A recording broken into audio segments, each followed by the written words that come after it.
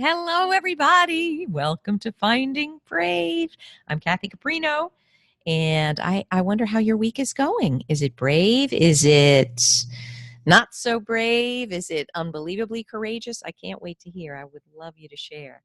And I'd love you to share what you're getting out of this podcast because we sure are loving doing it. And I am so honored. Truly, I got chills having my guest here today, Karen Kimsey-House. Karen, thank you for being here and taking the time.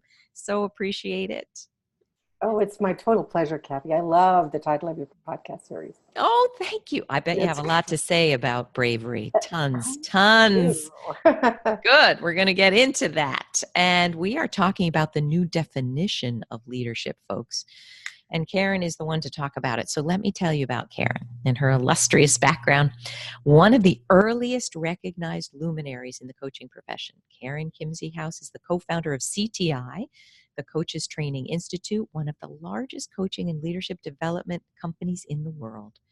Karen is also the co-author of Coactive Coaching, fantastic book, the best-selling industry Bible, now in its 4th edition. That's no small feat. Congratulations.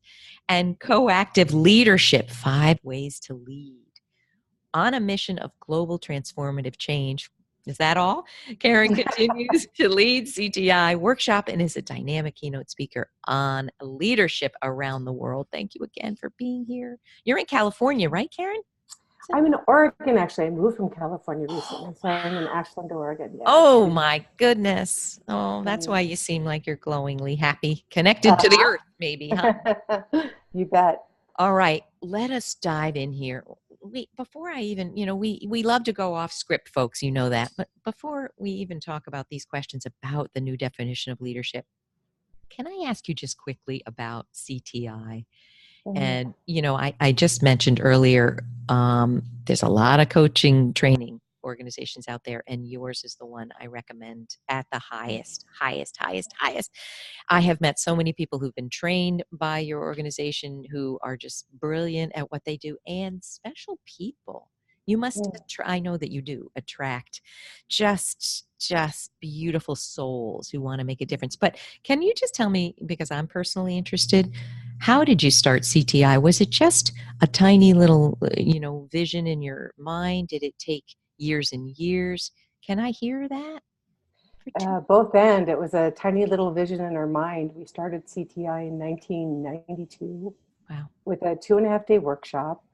My husband and our third partner, Laura Whitworth, had been doing something we were calling coaching along with a couple of other people. And I don't know, I thought we'd train people how to coach in 2.5 days. Oh my So we God. started out tiny, tiny, tiny, and really through the beautiful people we attract and the luck of timing, we've grown to be, actually, we're the largest coach training organization in the world. That's what we said. And So had you had a lot of training in terms of how to train coaches? no, we really Mm. made it up as we went along. My husband and I both have a background in theater, which I think is actually excellent training to understand how people work. And we just kept doing what made sense to us and letting go of that which didn't, and Oh, listening to yeah. feedback from other people. We were really fortunate. Oh, it's so inspiring. And Mm, I love that. I have my own coach certification training and people say, is it ICF certified? No. And I have no problem with that. But at a certain point, you feel like you can teach something, and you yeah. learn as you go along, and you're not the be all and end all, but you have something important to teach, and you do it. I mean, that's how big things start, right? Oh, Well, love it. it comes from So sharing that, which you love and which is in your heart. I mean, that's where it all that's starts, it. really, I think. Oh, Yeah. I think that's it. Oh, I love it. So let's talk about, in doing what you've done, you know a lot about leadership. So let's talk about how coaching is a driver to great effective leadership. Tell us what the relationship is there. Well, that's just it. It's about relationship. I think that organizations have been waking up for some time now to the fact that leadership isn't just transactional. It's Right. not just about getting people to do something. It's really relational. And yet, a lot of people in leadership roles inside organizations don't really have the training or the support to really establish those dynamic productive, empowering relationships inside their organizations. Wow. And I think that coaching and coach training is such a, beautiful training for people, and a few really simple things that we should all know how to do, and yet many of us are not very good at. Things like listening. Really deeply listening to another person and asking really, really great questions and holding other people as creative and resourceful and trusting that they'll be able to figure out the solutions for themselves. So I think that coaching has more and more really become central to leadership development that's effective for our current time. And I'm thrilled about that. Wow. I think it's going to be really create a big change in how we work together. So can I dimensionalize that for a minute and tell me if I didn't get it right? It seems like what you're saying is that great leaders, in order to become greater, need coaching around all of these things: listening, communicating, engaging, envisioning. But I think you're also saying what you learned as a coach, you're now teaching leaders. What you learned about how to be a good coach, you impart to leaders. Is that right? Well, that's really true. I mean, it's coaching is about empowering people. I think really effective and great leading is about empowering people. That's it. And I don't know if you have children, Karen, but I had an 18-year corporate career, then became a marriage and family therapist, which is all about, behavioral and solution-focused scenarios and communication theory. But then becoming a coach, all of it has made me a better parent, I think, a better boss. It's helped in every possible way. A better friend, a better daughter, better. What does better mean? More engaged, more loving, more peaceful, more impactful. So I'm 100% with you for sure. So let's roll it back. If I would be rich if I even counted how many leadership books there are. Good grief. There's a lot of leadership books. Don't you feel they're coming out, 100 a mile a minute? And my gosh, there's a lot to say, but I feel like some of it really misses the boat. Can you just talk about the most fundamental definition of what leadership is, and what do you think about all these new ideas about leadership? What's going on here? What's happening for us? Oh, I love that question. I love to talk about this. So we tend to think about leadership as being one-dimensional. It's the person at the front, it's the person at the top, it's the designated driver. Right. And we really feel at CTI that leadership is much more multidimensional. That actually everyone has the capacity within them to lead, and that leadership is really about being able to respond rather than to react in a creative way, and responsible, able to really take the lead and follow your heart and have the courage, to define brave and to really give your gifts to the world. Wow. So we define leadership really as about leaders are those who are responsible for their world. It's not designated. It's not about the title. Nobody tells you can or can't. Everyone really has the capacity to lead. And when you stand there, leadership really is for everyone. It's not just for the big cheeses at the top, and we all become a part of a creative process of moving forward with any endeavor, whether it's in the workplace or in our families or with our, in our personal life. So it's really, it's an endeavor for every human on the planet who. Absolutely. So would you agree with this statement? If not, please push back. I was just speaking at the She Summit Bacardi recently. Oh. And it was so fun. Oh, and one of the things I said was this, I don't believe you can lead anything if you can't lead your own life. Right. Do you agree with that? I do. Well, it depends on what your criteria for leading is, but with my definition, yeah, I do. I think it starts with what we call leader within, right, which is really being grounded in self-acceptance and self-authority. Really owning all the parts of yourself, the good, the bad, and the ugly, and then really, claiming responsibility for your life, and really realizing that you're not a victim of somebody else. The circumstances of life come and go. Right. But I'm the one that writes the story. So yeah, I don't know how you can effectively contribute that to other people if you're not owning it in yourself. Otherwise, you don't have a You don't have a North Star.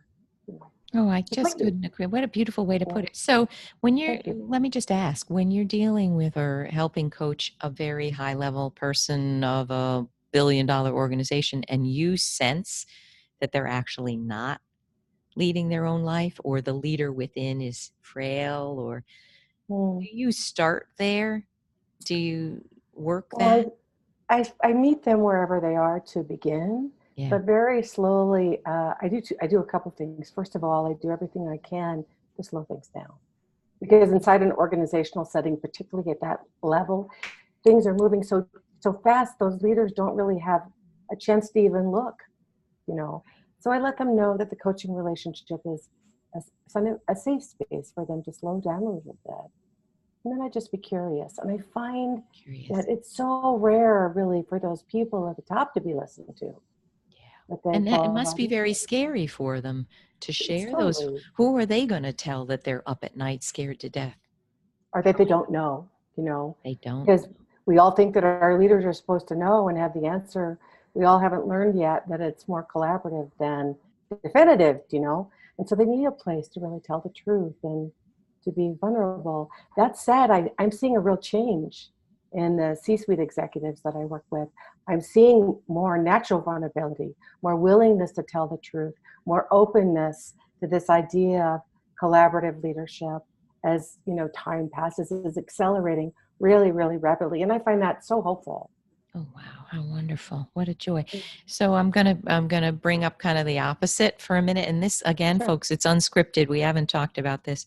You know, I don't you might not know, but I do write a lot about narcissism and narcissistic personality disorder. Yeah. And I've had the misfortune of having more than my share of leader bosses who were true NPDs. You know, it was a true personality disorder. Right. Can you talk about that in leadership? Do you see it? Do you coach it? Do you deal with it? How can I not see it? It's Yeah. everywhere, especially in our political situation right now, you know, I do know. regardless of which side you're on. Yeah. Um, I think the first thing, I'm not a therapist, so I Yeah. wouldn't begin to diagnose anything, but I think the first thing to understand is that there's a limited view, that, you know, a narcissistic personality has a very, very limited view of what's really going on. And Wow. so the ability to have a really dynamic relationship is somewhat limited. That said, it doesn't work to just throw up your hands and say, what a jerk, I give up. You know, how far can Mm. you go? What kind of relationship can you create? You know, and if you find it untenable, then you really have to have the courage to exit the situation and move on to something that's more productive and more healthy for you. But if you're in a situation, you might as well see what you can get done and use that situation as an opportunity to experiment and to try a Beautiful. wide range of things before giving up on the other person. I tend to give people a real big benefit of the doubt, regardless of the presenting behavior. And I find that that doesn't always, but often creates opportunity for openings that I never would have believed possible in the initial engagement. So my advice would be go as far as you can. And if you find you can't go far enough, get out. Oh, it's kind of simple. I got to ask you a question again, unscripted. When I talk to you and when I'm with you, Karen, it's like a spiritual experience. There's a spirituality about you, or a way of being, and you may not use that term, but I'm wondering if you do um, talk about, deal with, address spirituality in the work that you do. We do in a very spacious way. You know, we don't want to bump into Spacious. people's religious ideology because Right. it's not necessary. But I Right. do believe that we're all here for a reason, that it's not an accident, that we're all here together, whether we think so or not. You know, the notion that we're not connected to one another is kind of nonsense in this day and age. And that whatever solutions lie ahead for our human species are solutions we're going to need to figure out together, that we belong to one another. Mm. And I also believe in, and I think CTI is based in the benign nature of the universe. Bad things happen, good things happen. We're challenged, people come, people die, our hearts break. But I think life in general has an overall, what is it, that great quote, the arc of change is long and it bends towards justice. Oh, That's that's kind of beautiful. how I feel. I think I've messed the quote up, but it's Oh, that's something in that way. gorgeous. We'll find it and link to that. And it's a Right. benign universe, you feel. Yes. I Mm. think that's one of the most important decisions we can make as human beings. Are we going to hold the universe as a relatively friendly place? I think if it starts with that, and if your answer is not no, then I think there's a series of challenges that you might be participating in, or I mean, I we think all know that what's on our radar is what will be brought to us, period. What we focus on is absolutely. what expands, Yeah. right? So, And I don't mean to be Pollyanna about it. I think that yeah. people feel very negative about their lives and about the world for good reasons.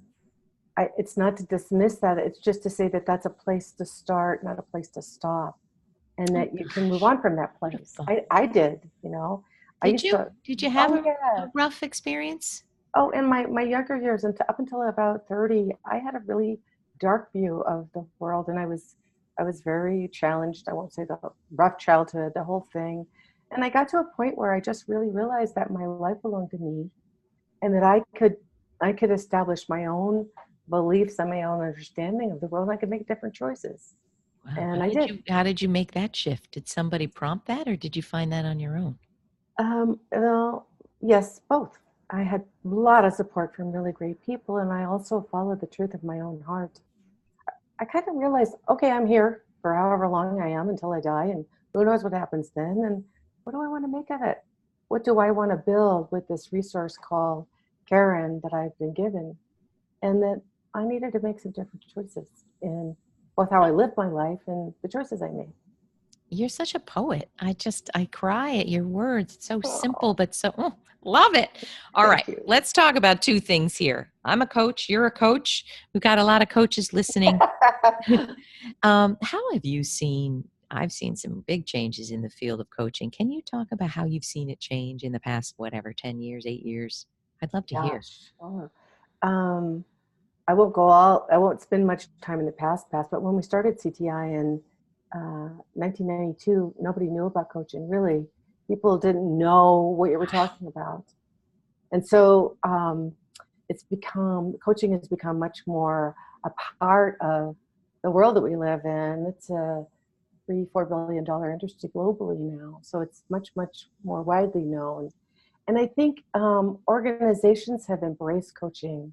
In the past 10 years, the biggest change I see is that organizations have come to stand that people need to be supported, that actually their people are their greatest asset, not their buildings or their technology, whatever else they've got going on. Right. And that how they invest in their people by supporting them, and the coaching is a great tool for support.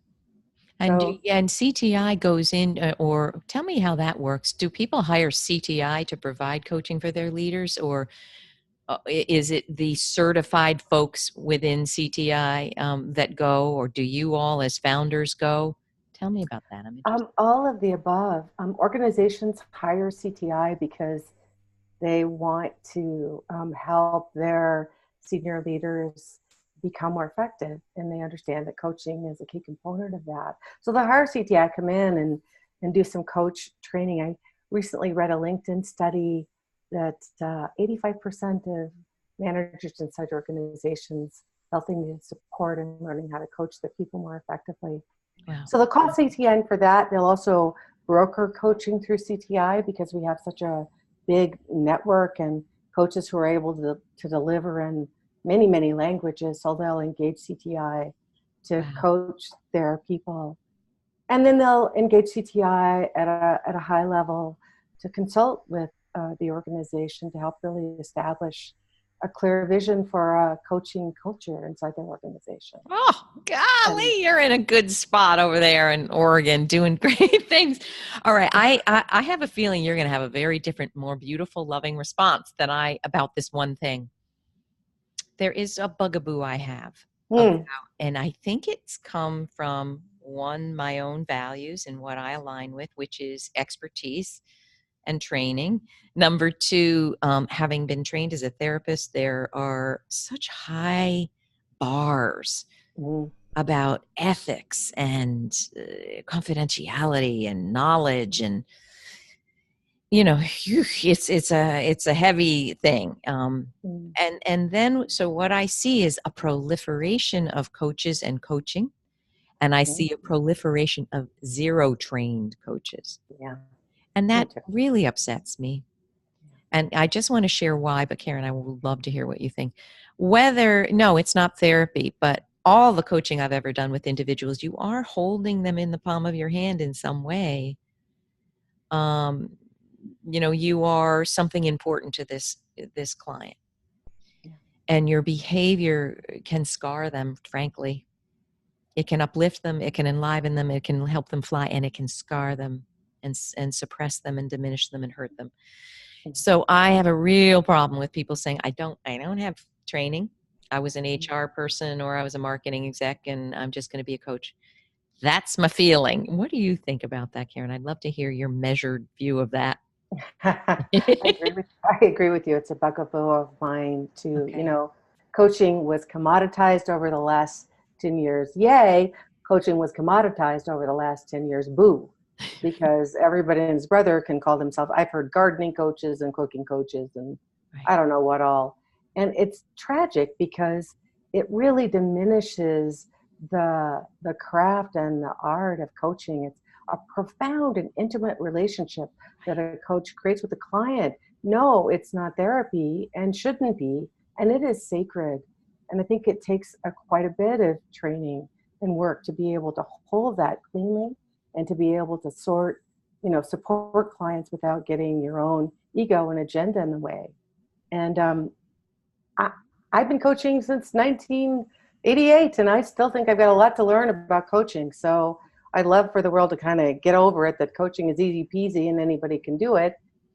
Coaching is easy peasy and anyone can do it, and it takes a lot of training.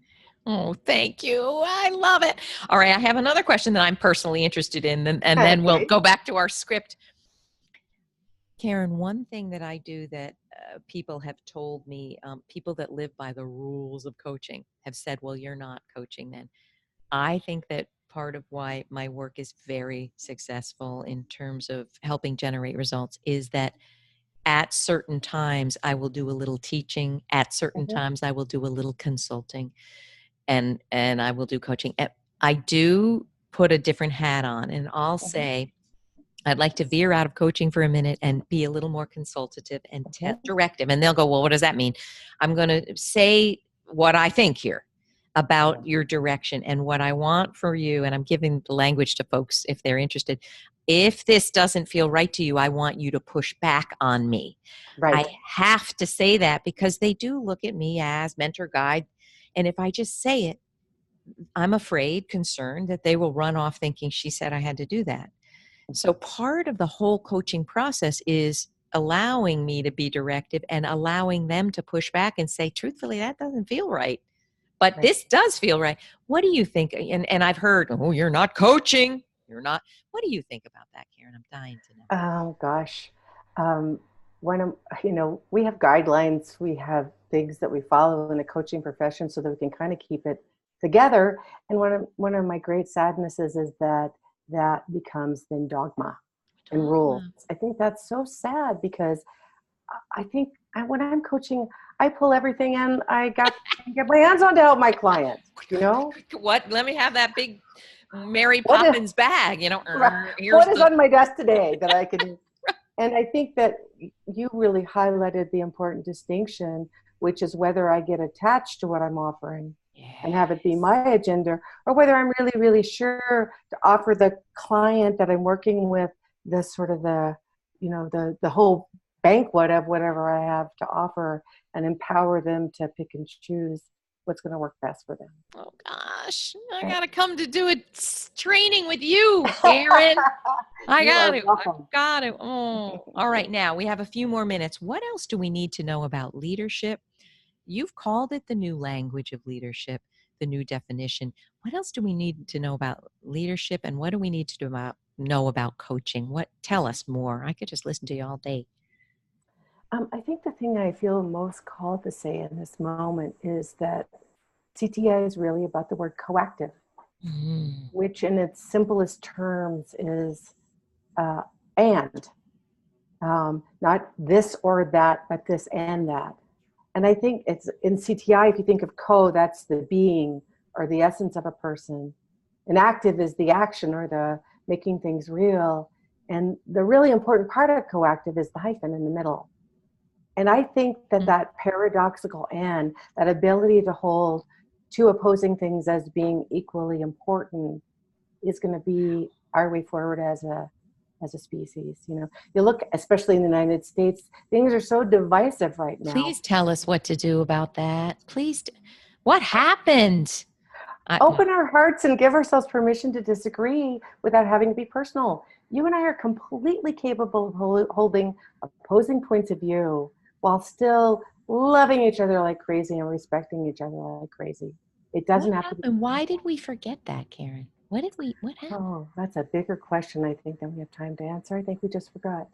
We I think we forgot. made other things more important, and we forgot that we belong to one another, as Americans and as people globally. You know what I And we would got, like to do? Maybe you'll come back and do this. I would love to give role model what it is to have a conversation with somebody you violently disagree with. oh, I'd love to do Wouldn't that. wouldn't that be fun? It would be Interesting, totally fun. helpful? Because I do believe that our hearts are engaged and we want to know how to do this, but we don't have the words. In Yeah. fact, I just, on my 16-week Amazing Career Project, last call an hour ago, the question was, how do I respond when someone has attacked me? I Mm, mean, I basically, attacked my idea or said, that's stupid, or mm, what do you know about it? mm. I would love to just role play 5 to 10 different really hellaciously hard conversations. Will you maybe come back and do that? I would love that. I love those kind of conversations because I think that people want that and they're just scared and they don't know how. No. And it's And not hard. no, I would say this. Let's not be Pollyanna. Okay, thank you. I did a post and a video on what is feminism and why do so many men and women still hate it? Oh my God, Karen. Mm. It went on YouTube and 2 men said, "Shut up, you dumb C word." Oh. Oh. And I'm used to Forbes where people respectfully disagree, Right. and I cried. And my Oh. daughter, who's now 24, said, "Ma, what are you putting it up on YouTube for? Don't you understand? It's uncensored, uncontrolled. They could call themselves Little Green Lizard.